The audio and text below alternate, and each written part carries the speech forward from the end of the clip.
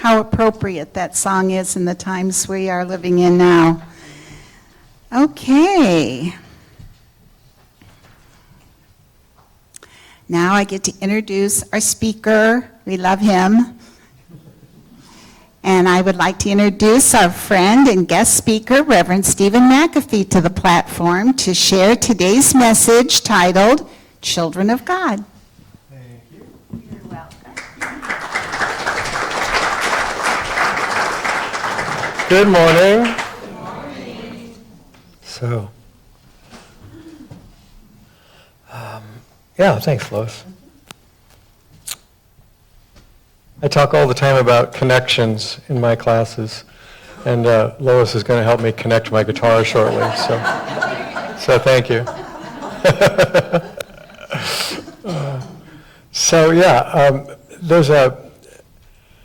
I've been thinking a lot about children lately, so I thought I'd talk about children of God. And because I like Bible quotes, I have a couple to share with you. The first one is from Matthew 5:8. And before I read it, I want to say that for all I talk about God and getting to know God and all of that, in the Bible there are very, very, very, very few places where it talks about who's going to actually see God. Very few. And everyone where it does say that, what it says is what this also says. This is in the Old Testament and the New Testament. And this is from Matthew 5:8, and it says, "Blessed are the pure in heart, for they shall see God." So there have been times in my life that has been very encouraging, and times in my life that's been very upsetting because I'm pretty sure I'm not going to see him. Because I know really well what's in my heart, and sometimes it's not so pure. So I've been thinking a lot about that, and also talking about the idea that in many places in the Bible, we're called the children of God. We're the children of the Most High. So I'm not going to read all those to you, but I'm going to read you just a couple short ones. And this is from the New Testament, 1 John 3:1. "How great a love the Father has given us that we can be children of God, and in fact, we are." So this is saying that we are that. Not that we're going to become that, but that we are that. And then something else that I think might be good to remember in these times we live in, this is also the New Testament, Philippians 2:15. "Prove yourself to be innocent children of God, in this crooked and perverse generation of the world, among whom you are to appear as lights." So I think that we might argue about a lot of things in the world, but I don't think we'd argue about that it needs a little more light. So when we pray that God bring more light and peace to the world, I think it's important that we understand what God is saying back to us is, go be that. Because that's how it comes forward. It doesn't come forward through some miraculous thing from the clouds that are just dispensed upon the whole world. It comes forward through individuals. And we are those instruments of light and purity in the world, if we allow ourselves to be, if we choose to be. And one of the things that we often associate with children, actual human children, is innocence. And having been a parent, I can tell you that's definitely true. I remember every child and every grandchild when they were first born looking into their face, and what I saw was innocence in every one of them. As they grew older, as a parent, I sometimes discovered that wasn't always the case. And the children, in addition to being adorable and cute and cuddly and innocent and pure in heart and loving and open, they're also frustrating and annoying and selfish and sometimes cause problems. I mean, those of you who are parents, it's true, right? Yeah. Which means all of us were all of those things too. And so to God, since we are still God's children, that's still true. We're still annoying, and we're still selfish, and we still have problems sometimes. But the last piece from the Bible I want to share with you before I talk more about this is this is from Luke 18:15. But it's a story that's retold in every gospel. And Yeshua, Jesus, is teaching, doing teaching work, and there's a lot of people there. And children keep running up to him to play with him and sit in his lap and hug him and be with him. And the adults, particularly the disciples, are getting really annoyed. Talk about being annoying, right? Being really annoyed. It's like, get him out of here. He's trying to tell us something, pay attention. He's teaching here, And I'll tell you another thing about that in a moment. But Yeshua's response, according to Luke and the other Gospels, is the disciples began to rebuke them, and Jesus called the children to him and said to his apostles, "Let them come to me. Do not forbid them. The kingdom of heaven belongs to those such as these. And truly I tell you now, whoever will not receive the kingdom as a child will never enter it." That's a pretty, if you actually think about that, you'll never enter it unless you receive it as a child. That's a pretty, I don't know what to call it, pretty dramatic statement. And I think, from my perspective, what that's talking about is that unless we have that purity of heart, unless we have that kind of innocent framework, that we're not going to receive the fullness of that kingdom, because that kingdom is based on love, and love is innocent and pure. And until we're in a place to receive that, we can't really experience what the reality of the kingdom is. We might feel God's presence move once in a while in a group like this, or in ourselves, or we might notice something, but we don't experience the fullness of that, and we're not able to actually receive it in our hearts and live in it until we are willing to accept it in that light of innocence and purity. I'm going to tell you now one personal story. When my children were very, very young, I have a song I'm going to sing to you in a little bit too, but when my children were really young, they were being kids. They were playing and, roughhousing and horsing around and all that. And I was actually working on a talk, and I think it was when I was going to give at Unity, actually. I'm pretty sure that's what it was. It might have been someplace else, but I've been here a long time, for those of you who don't know that. So I was getting ready for this talk, and I'm trying to put it together. And in those days, I wrote out everything. I read my stuff. And I wrote it, and I was trying to get this together. And it was important to me. And my children were really distracting and loud and annoying. And I was getting very frustrated. And I asked them to calm down and be quiet because I was trying to work. So they did for about 35 seconds. And then they went back to being kids again. And I found myself getting really worked up. And I finally yelled at them and said, "Will you stop it? I'm doing something important here." And my one son said to me, "What?" And I said, "I'm preparing a talk to make people more loving and kind."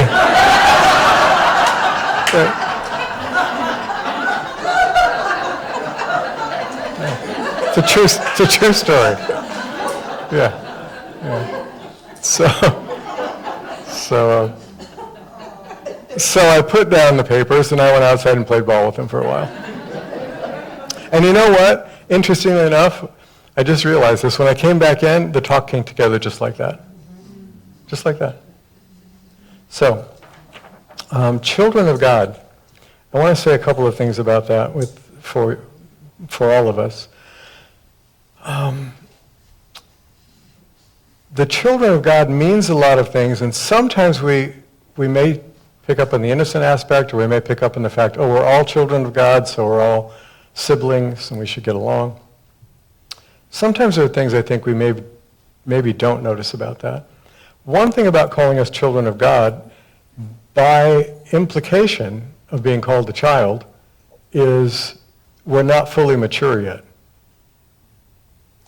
You know what the Bible doesn't say? It doesn't say lots of things. Here's one thing it doesn't say. It doesn't say you're all adults of God.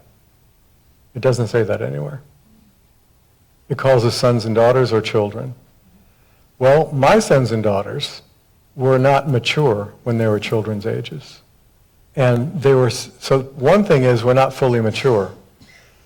And I did not expect my 3-year-old to behave the same way I expected my 18-year-old to behave. I expected the teenagers to be more mature than the young children. They had a greater responsibility and a greater ability to be responsible. So more was expected of them. As we grow in Christ, as we grow in consciousness of God, we're expected to be more responsible. We're expected to take these attributes of God that we're learning and live them in our relationships with one another.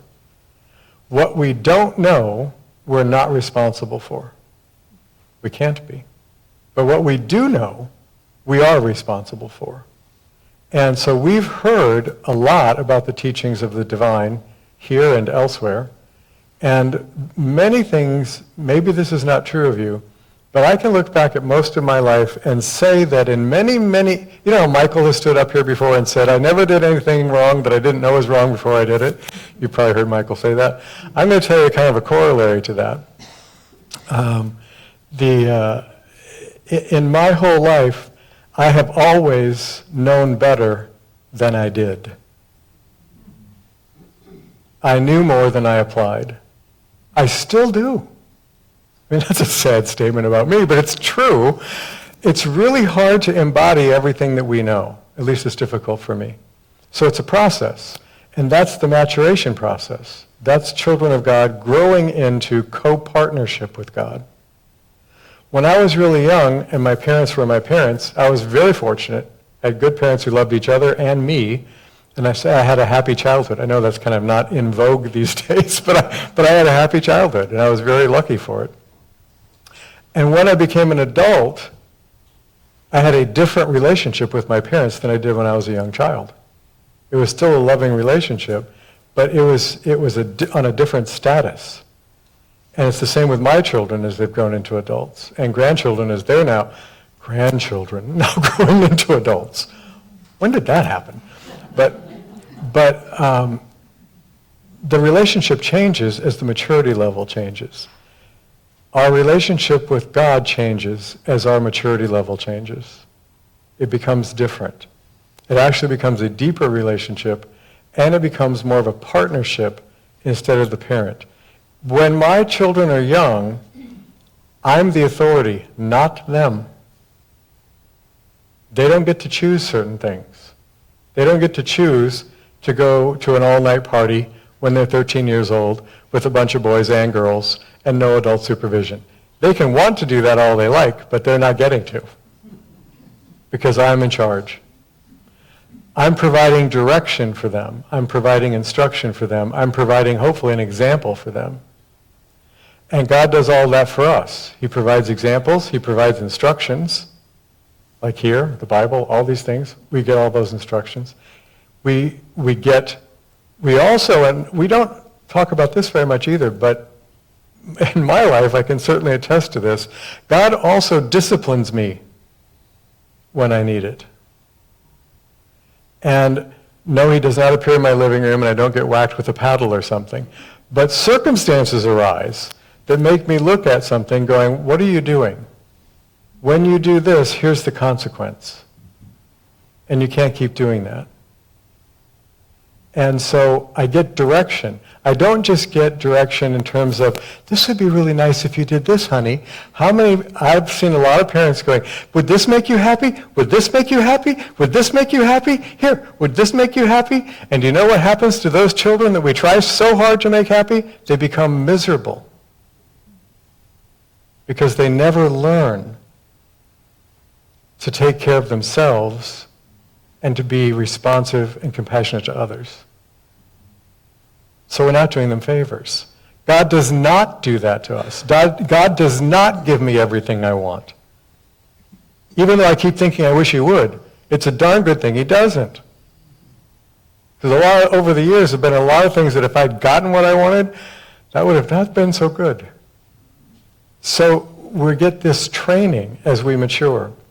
And the other thing that we don't often think about, I think, with the children of God, well, first of all, I want to make one more thing clear. Because I had a great relationship with my parents, when my parents did discipline me, I didn't always like it. There were definitely times I didn't like it. I'll give you another example of that. But what I never thought was I never confused being corrected with my parents being angry at me. I never confused that. Because they didn't discipline me in anger. They were disciplining me to help me, not because they were mad at me and trying to get back at me. When I was in high school, I had chores. One of my chores was to mow the lawn. And there was a weekend party I wanted to go to one time. And my dad said to me, I want the lawn mowed before Saturday. I was like, yep, no problem. I didn't want to mow the lawn. So I put it off. And he said, I need that done before Saturday. I said, yeah, no problem. And then I asked him about the party Saturday night. I said, can I go? And he said, absolutely. Guess what? If you get the lawn mowed before you go. Yeah, no problem, Dad, I'll do that. I had one thing or another to do. I had a band rehearsal. I went and hung out with some friends. And I didn't get the lawn. And pretty soon, it was Saturday morning, and I was sleepy and tired because I'd stayed up late on Friday night. And I didn't want to mow the lawn, so I didn't. And, the day drags on, and pretty soon it's almost time to go to the party. And I say to my dad, okay, can you run me to the party? And he said, no. And I said, what? And he said, the lawn's not mowed. And I said, yeah, but everybody's counting me. You told me I could go to the party. He said, no, sir. I told you to go to the party if you mowed the lawn. Have you mowed the lawn? No. You don't go to the party. I was really not happy about it. That's not fair. And he said, what's not fair about it? That was our deal, right? I was like, yep. Do you know how many times I've had that argument with God? This isn't fair. I don't like this. How come I have to do it this way? Sometimes rules that my parents put in place, I did not understand when they put them in place. And they were for my good and for my happiness, and I didn't know that. And I didn't believe it either. We've had adult children of ours now call us up, who are now parents, call us up and go, you remember that rule that you had that I used to fuss about so much and I thought this is stupid? And just calling to tell you, I get it. Yep. So one day we'll be saying that to God, oh, whew, I get it. Okay, that makes sense now. Another facet of children of God is this.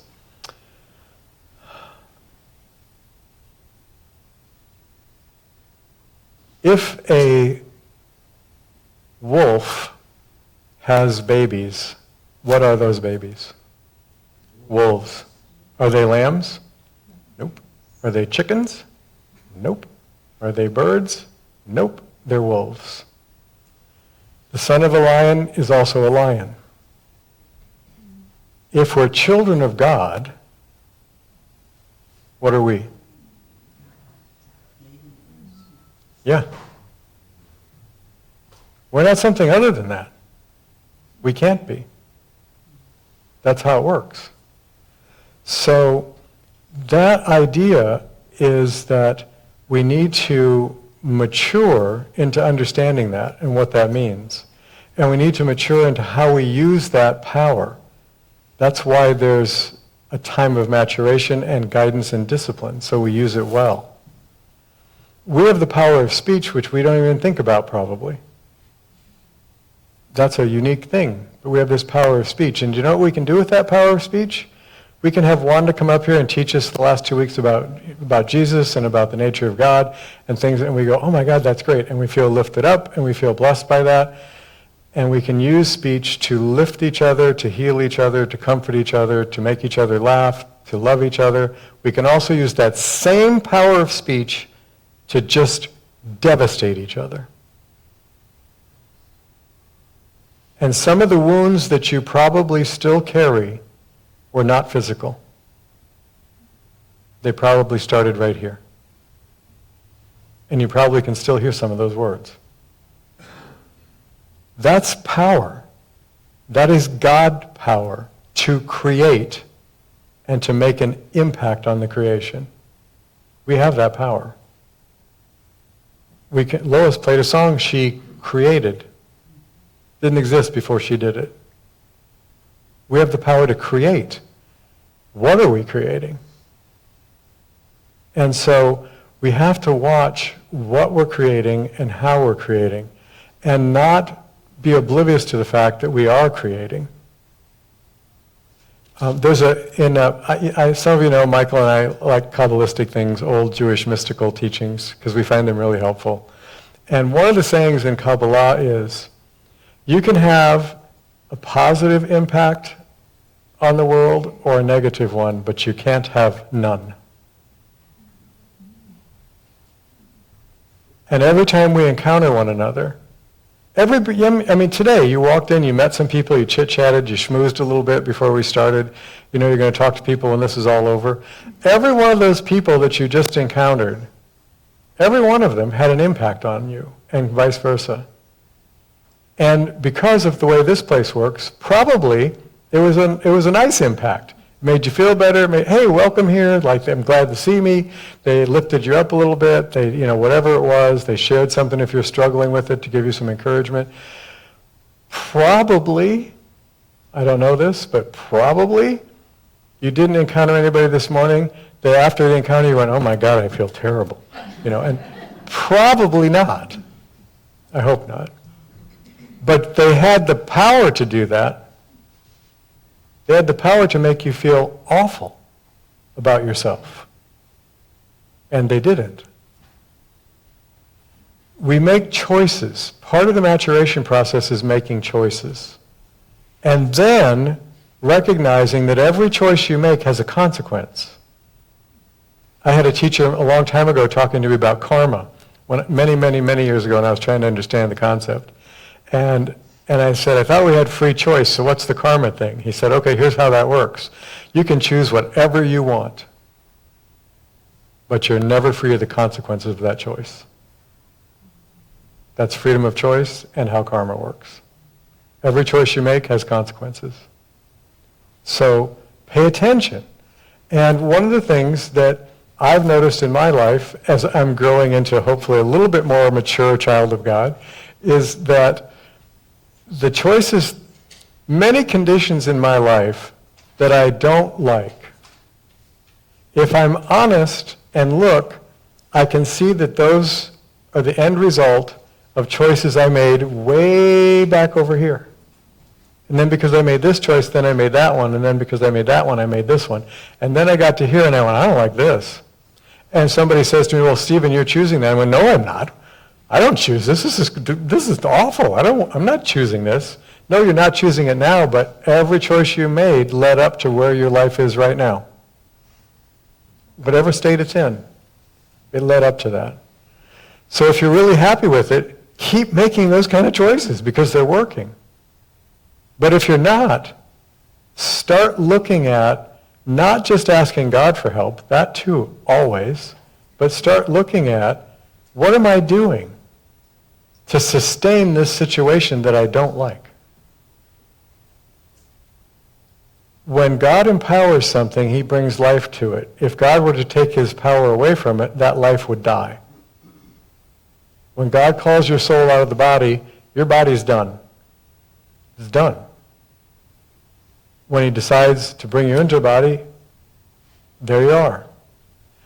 We have a similar power that we don't recognize, and that is we sustain the kind of life we have.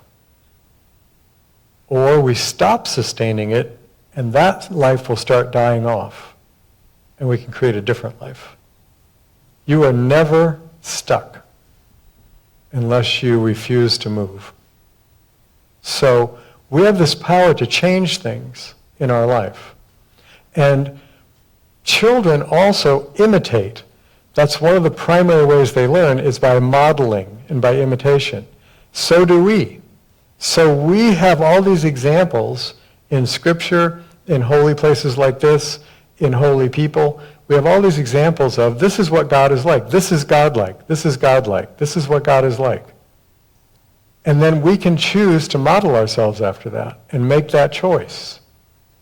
And if somebody does something that upsets me, and I go, well, that wasn't fair, and I don't like that, and now I'm mad at them. Okay. And the godlike thing is you have the choice to carry the anger or to release it through forgiveness and move on.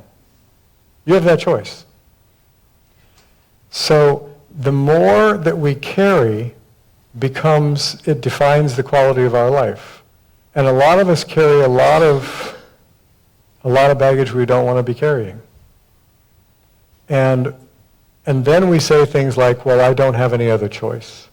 I had 2 cousins growing up. This is my last personal story for the morning. I had 2 cousins growing up, brothers of the same parents, grew up in the same household, in the same setting, in the same conditions. And the one brother became, I'm just going to say it. Well, the one brother became a drunk and a drug addict. Had horrible relationships with almost everybody, was miserable most of his life, and never really got out of that. And I talked to him one time about why are you making these choices? And he said, look at the way I was raised. How could I have done anything else? And he wasn't raised in the best of circumstances by any stretch. I talked to his brother, who grew up and wasn't a drug addict, didn't have any alcohol or addiction problems, had a loving relationship, got married, raised a loving family, held down a good job, had lots of friends, was in that sense successful. And I talked to him and I said, how is it you're making these kind of choices? And he said, look at the way I was raised. How could I have done anything different? The one said, these circumstances are awful, and now I'm enslaved to them, and I'm a victim, and I'll be a victim the rest of my life. And the other one said, look at these circumstances, they're awful, and I refuse to live like this or create this for my children. Choice. Same circumstances. So, I'd like to sing you a little song and then do the meditation. I have to thank you for the chord, Lois. I'm going to pop this in, so. This is a song that I came across just recently that I wrote many, many years ago.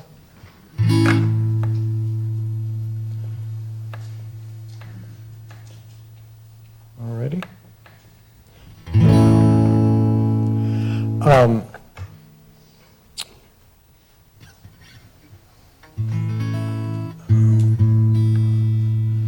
I grew up in the 60s, and believe it or not, some of you will remember this, maybe a lot of you, but I had what in those days my grandparents called people of color.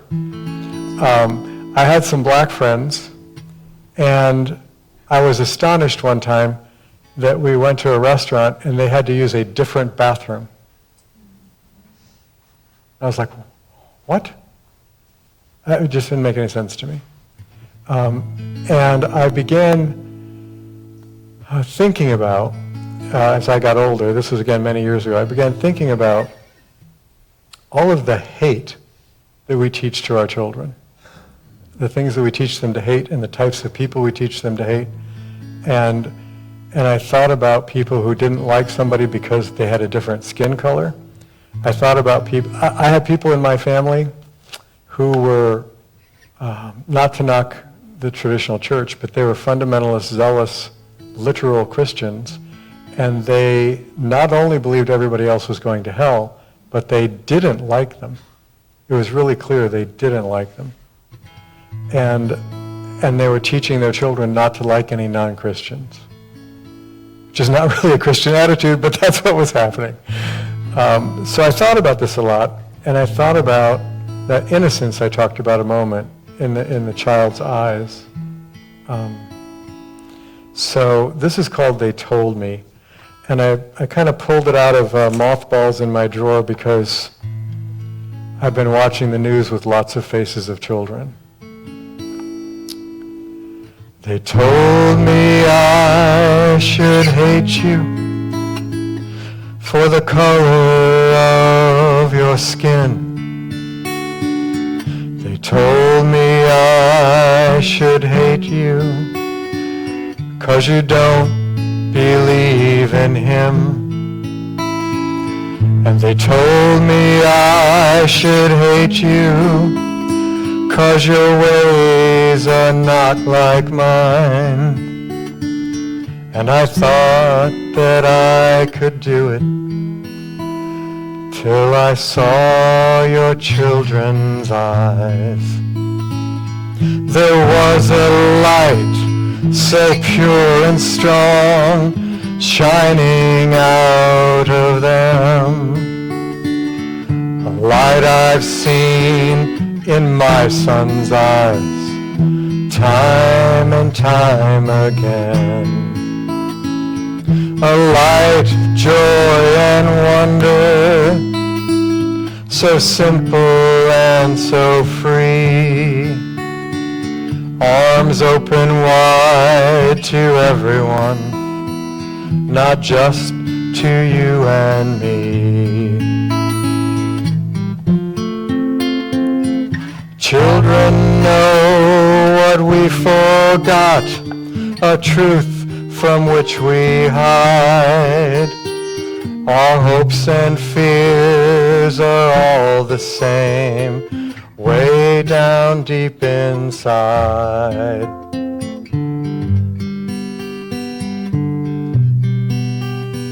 So when it comes to hating, I guess I'll have to pass.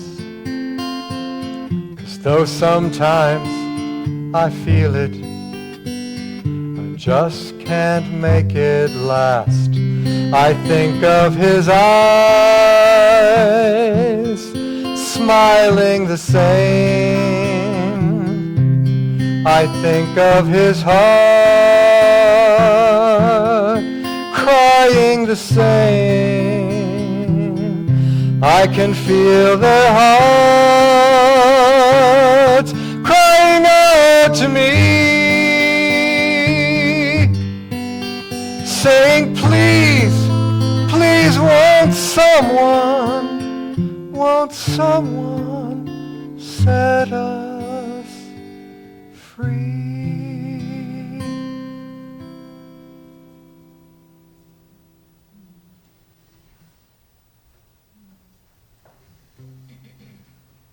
So I invite you to close your eyes.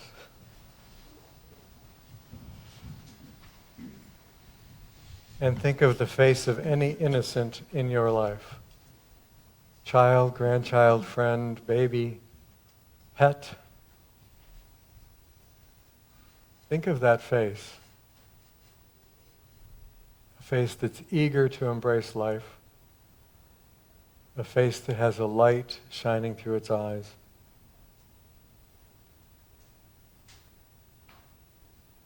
A face that does not yet know evil,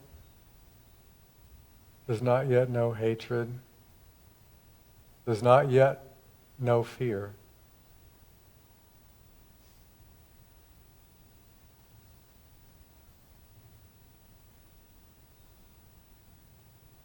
And think about how you feel when you look into that face.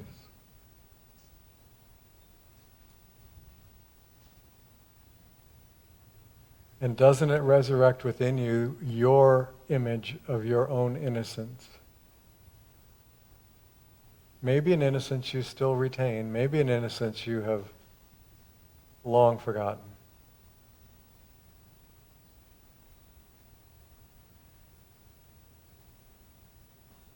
An innocence that is free of guile or manipulation, that is open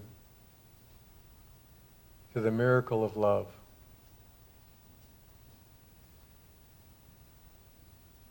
Open to life, that looks upon life with wonder, that is astonished at the beauty around it. and that is eager to connect and share that love with everyone it meets.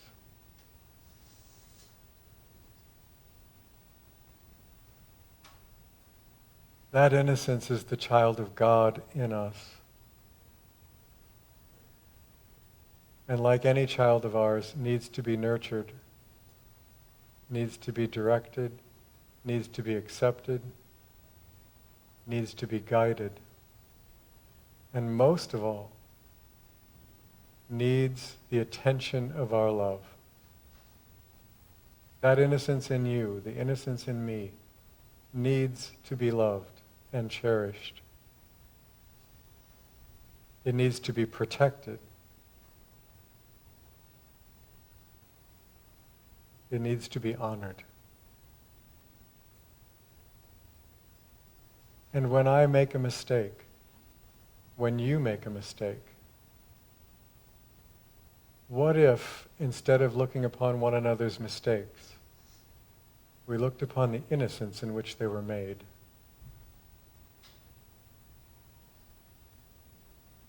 What if when you looked at me and I looked at you, we could see that innocence in one another?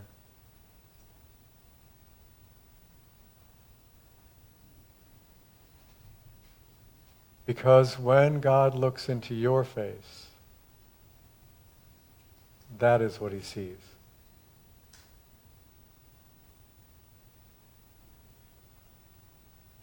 And until we can see that face, the face of God will remain veiled to us. So let's just take a moment of silence.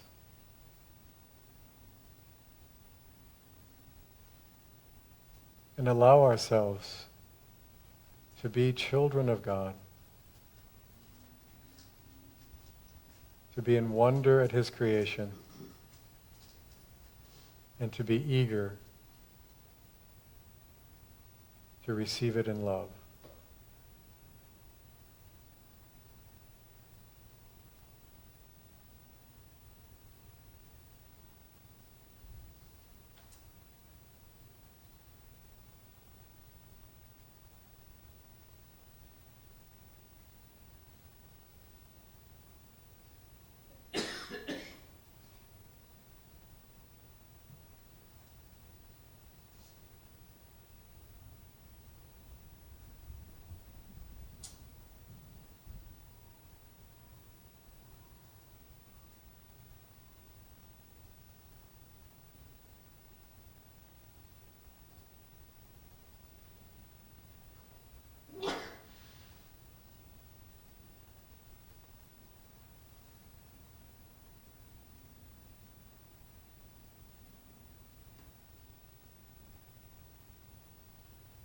Behold, the Lamb of God is you.